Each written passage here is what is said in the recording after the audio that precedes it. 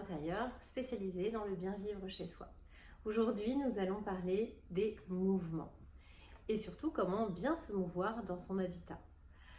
Nous allons donc aborder la question de la circulation d'un espace à un autre avec un appartement ou bien dans une maison. Une bonne circulation se révèle par la simplicité à se mouvoir d'un lieu à un autre sans être gêné, que ce soit par un meuble, un mur ou bien un objet qui soit mal placé. Une circulation soignée dans les lieux de passage intense est très importante. Dans la maison, certains lieux sont soumis à un va-et-vient permanent. Par exemple, que ce soit l'entrée ou bien la cuisine, eh bien ce sont des lieux de circulation que l'on peut qualifier de denses. Il faut pouvoir se mouvoir de façon pratique avant tout. Quand on ouvre par exemple le réfrigérateur ou bien des tiroirs, il faut avoir suffisamment de place pour ouvrir l'élément et se placer derrière lui sans être gêné. De la même façon, dans la salle à manger par exemple et autour de la table, il y a besoin de place pour reculer sa chaise et aussi d'un espace correct derrière pour le passage par exemple d'un tiers.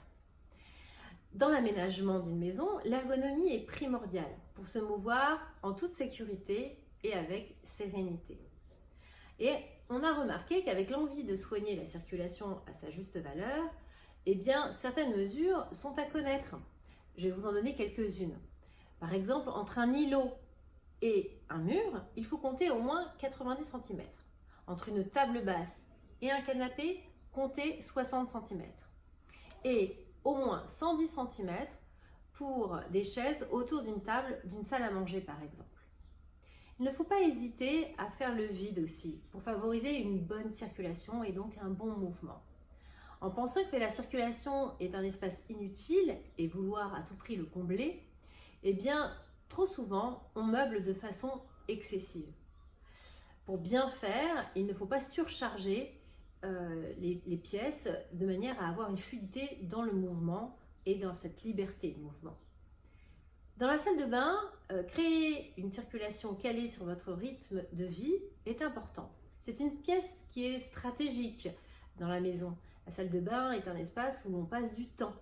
Sa bonne circulation peut déterminer l'organisation et une organisation optimale, par exemple pour le matin. Cette façon de penser la circulation permet de passer de la chambre à la salle de bain, puis au dressing, sans repasser par la chambre. C'est un circuit qui est très confortable.